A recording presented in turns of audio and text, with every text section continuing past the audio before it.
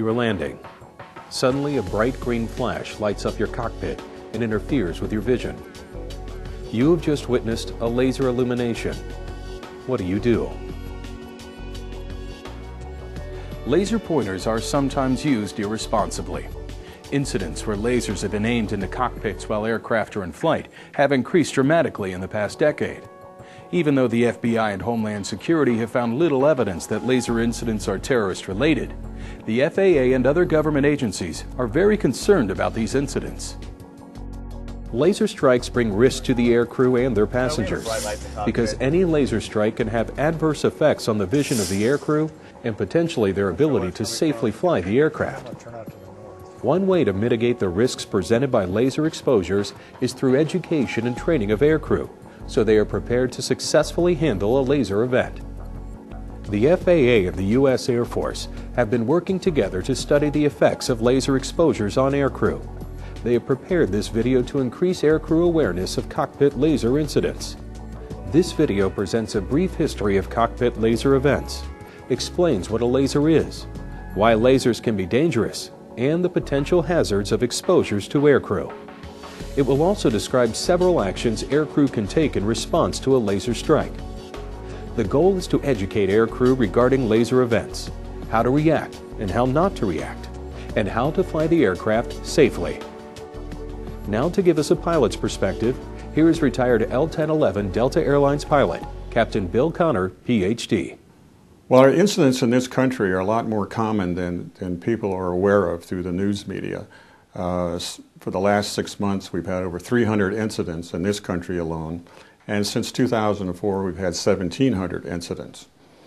Now, the problem is that now it is spreading worldwide. We've had reports in Canada, New Zealand, Australia, and Japan. And I think thus far that we've never had a very serious injury, and also we have never had an accident where we've lost an aircraft or damaged an aircraft due to laser illuminations. But because we haven't lost one, doesn't mean that the potential is not out there for a very serious incident to happen. Both airplanes and helicopters have been targeted, usually during the most critical phases of flight: approach, landing, and takeoff. Lasers are a threat to air safety, and steps have been taken by several countries, including the U.S., to enact legislation defining penalties for purposefully illuminating aircraft, and to punish individuals who do so with fines and/or jail time. In fact, several states in Australia have banned laser pointers and imposed mandatory jail time for possession without a lawful reason. Laser strikes have become increasingly common events since the 1990s. Many earlier incidents were accidental illumination from laser light shows. That problem was solved by the laser entertainment industry, the FDA, and the FAA working together to establish regulations and procedures to minimize the probability of laser exposures to aircrew from these shows. Regulations were implemented restricting laser shows to project into critical zones around airports. Laser shows are now required to obtain a letter of non-objection from the FAA and are required to plan their shows and control their lasers to prevent aircraft illuminations. Unfortunately, the gap in laser incidents left by regulation of the light show industry has been more than filled by persons in the private sector shining lasers at aircraft. Most laser incidents are believed to be nuisance or pranks and primarily involve laser pointers. Nearly everyone knows what laser pointers are. They are handheld devices used to point to objects projected on a screen during a presentation. They are also used outdoors to point out objects in the night sky. The most common laser colors are green and red, but other colors are also available. Laser pointers are inexpensive and available online and at retail outlets like Radio Shack, Office Depot, and Office Max, and can be purchased by anyone. Laser pointers are Class 2 or 3R devices. Class 2 lasers have a maximum output of 1 milliwatt or 1/1000th of a watt. They are safe because of the blink reflex that naturally happens when we are suddenly exposed to a bright light. Class 3R devices have an output between 1 to 5 milliwatts. The maximum permissible exposure, which is a safety standard, can be exceeded with Class 3R pointers even with the blink reflex if the beam is close to the eye or the focus is maintained in one spot. However, the chances of damage to the eye are still small because the maximum possible exposure is below the damage threshold. Most of the laser incidents have occurred in the early evening between 7 and 11 p.m., or at dusk and at night. Lasers pose the highest flight risk at night because the dark adapted eye is many times more sensitive to light, and the laser is much brighter relative to the background than during the day.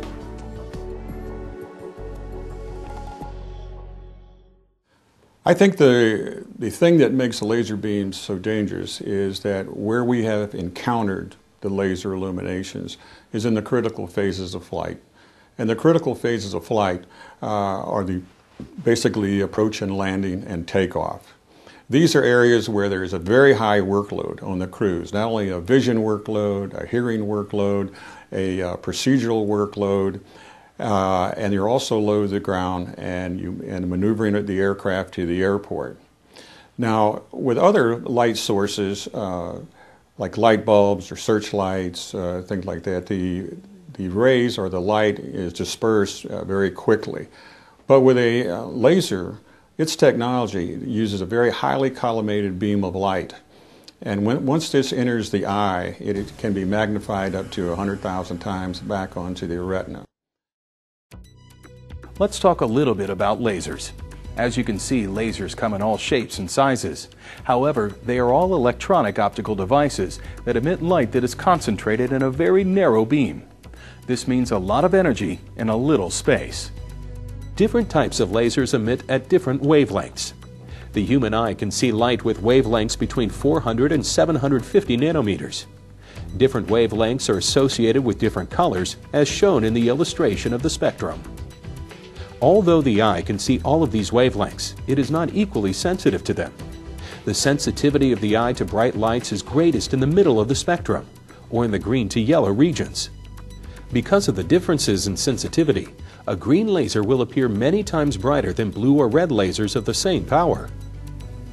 What makes a laser potentially dangerous is the amplification of light by the optics of the eye. Even a laser pointer emitting just 5 milliwatts can appear blindingly bright. Other factors that contribute to how dangerous a laser can be are how powerful the laser is, which roughly equates to its brightness, its wavelength, which we already know favors green lasers, how long the exposure is, how much the beam diverges or spreads out, and the distance from the laser.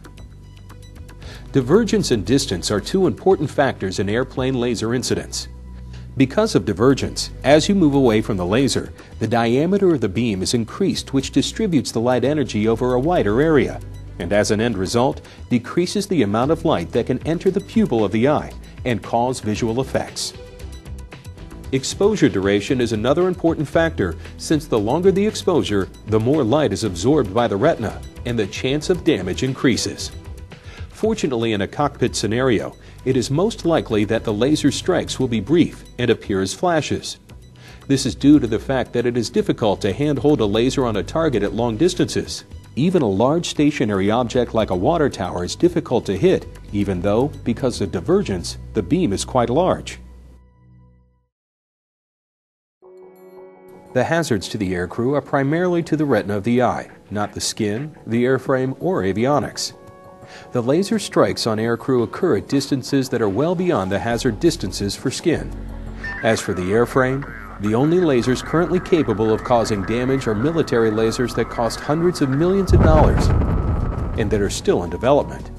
The effects that visible lasers can have on the eye and vision range from nothing more than the appearance of a bright light to severe and permanent physical damage to the eye.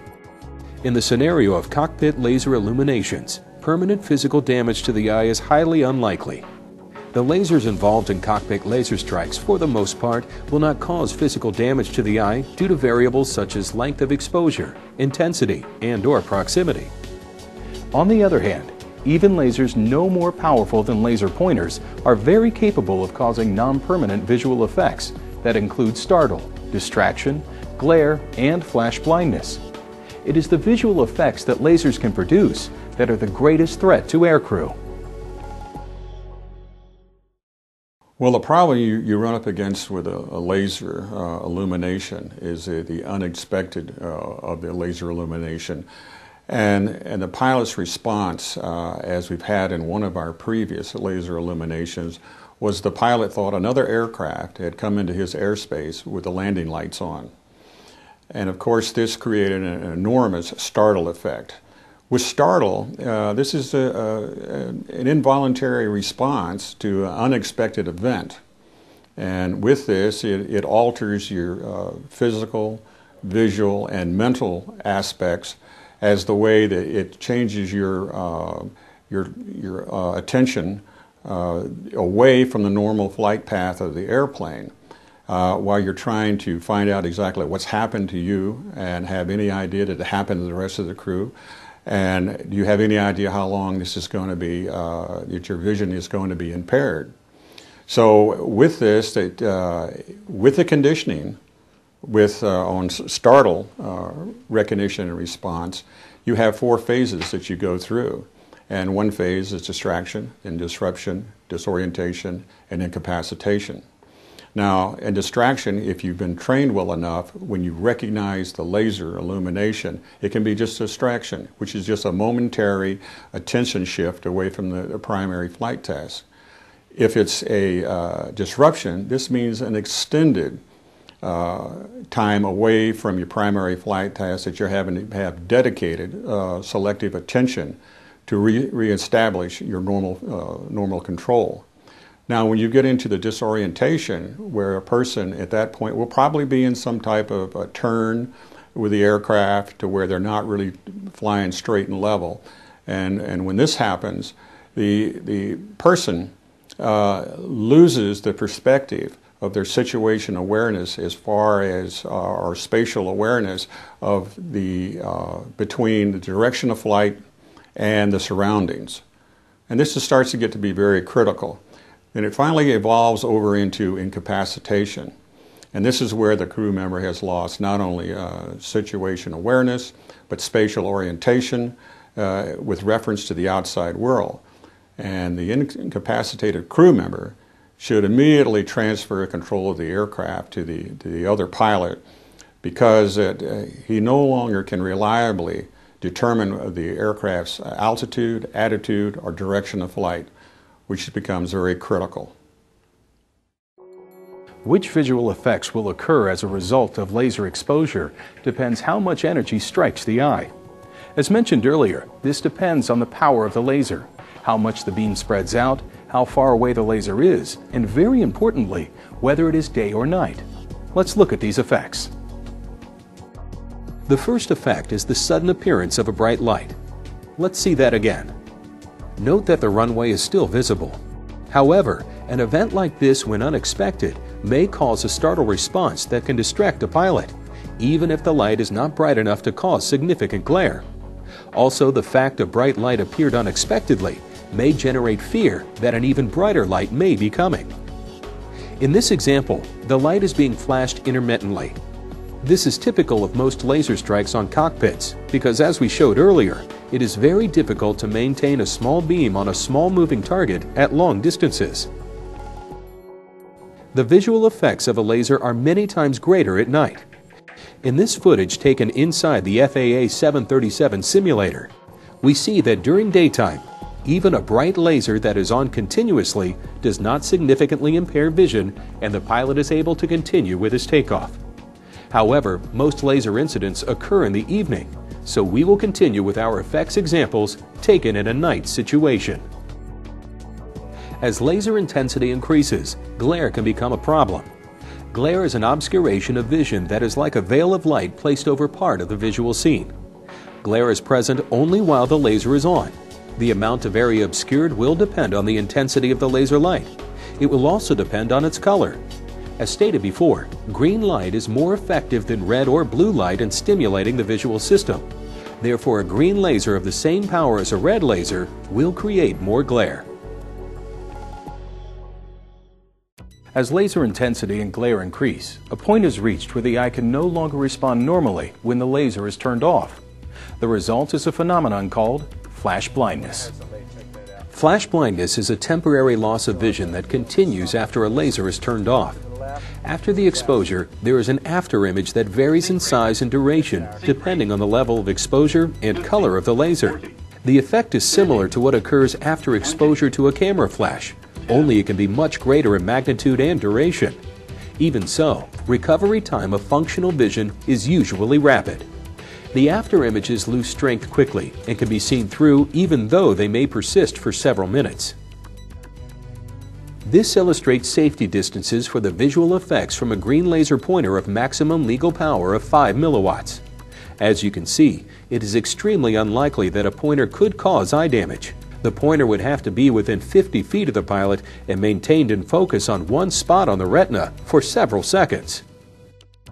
Even though damage is unlikely, a laser pointer can produce the other visual effects at significant distances. The effects vary with range, with the strongest effect, flash blindness, occurring at the closest range. Are common pointers the only laser threat? Unfortunately, the answer is no. There are more powerful laser devices that are handheld and look very similar to regular pointers. These devices are not in the same class as laser pointers and are required in the U.S. to have safety features regular laser pointers do not. Some handheld lasers available on the open market are 100 times more powerful than the average laser pointer. They are also more expensive, but unfortunately, as technology improves, the prices are dropping. A recent ad for a 400 milliwatt handheld laser listed the price at $900. Although they are typically marketed for professional use, they are available to anyone who has the money to pay for them. How can I tell I am being illuminated by a laser? The most obvious distinction is that the laser light is of one bright color. The most common colors are green and red as shown here. In contrast, searchlights, spotlights, and landing lights of other aircraft are white in appearance. Besides educating pilots, the FAA and the Department of Defense are also conducting research to better understand laser effects on pilot performance and to develop procedures to minimize the effects. Working together, they have outfitted a 737 simulator with both red and green lasers that track realistically as the aircraft maneuvers. All of the in-the-cockpit scenes in this video were shot in this simulator. The outcome of this research has discovered that pilots subjected to laser events quickly learn the extent of the visual effects from exposures and how to work around them, even in the most challenging flight situations. The FAA, working with the DoD, is also exploring the possible use of laser eye protection, or LEP, in commercial aviation.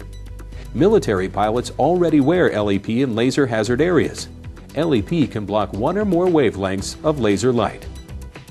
Here the LEP filter removes the green light, as seen in the upper right part of the pilot's windscreen. The second filter blocks the red laser and has a different effect on the displays. Drawbacks to wearing LEP is that it makes the outside scene darker and alters the appearance of the cockpit's instrumentation and symbology. However, as shown here, despite the visual penalties, wearing laser eye protection may be a viable alternative to attempting other strategies to cope with the strike. A couple of things that the pilot should remember when they're illuminated at a laser illumination is do not rub your eyes.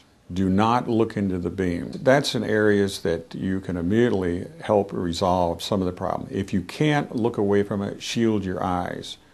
Look down at your flight instruments. Turn your background lights up. This is a problem that some pilots have experienced to where they have been illuminated, they haven't been able to shield their eyes quickly enough, and they haven't been able to see their background lights on their instruments. Don't leave them down, turn them up. Some of the things you do want to do is get your autopilot on, communicate with the other pilot to transfer control of the aircraft, and to ascertain which one has the best visibility at the time. Make sure that you've contacted the tower. Make sure that you have control space for you to go fly into while you're resolving your vision impairment problems. And also check your aircraft, because during this time of the visual impairment, you may have been in a turn or in an unusual configuration to where you may have lost your airspeed, or you may have climbed up, or you may have descended rapidly, and you want to be able to reestablish a normal profile of the airplane. So this is why it's important to get your autopilot on, so it'll help restabilize the airplane while you're checking out what are the configurations that the aircraft is in now and what you want to return it to. So do make sure that you communicate, and communications is probably one of the most important things you can do. There will always be new challenges to overcome to ensure flight safety. Becoming aware of laser illuminations has become one of them. Laser illumination should not evoke startle, and the information in this video should be used to guide an appropriate response. Help the FAA by reporting these incidents per the FAA Advisory Circular 70-2. Additional information may be obtained from these web addresses listed on the screen. Approach W173. Yes, problem with people showing green lasers off at hotel roof out here about 10 mile out. W173, no reports. They say you have one flipped out? Yes, sir, just plain as could be. We're just about over the hotel now, wherever it's coming from, but we're coming right up on top of it. W173, roger, so just off to your right quarter mile? Can't really tell. W173, roger, and said it was green, and just on the final, I'll pass that on, I guess. Yeah, we were on about a 10-mile final, and it was definitely bright green and trying to get our attention.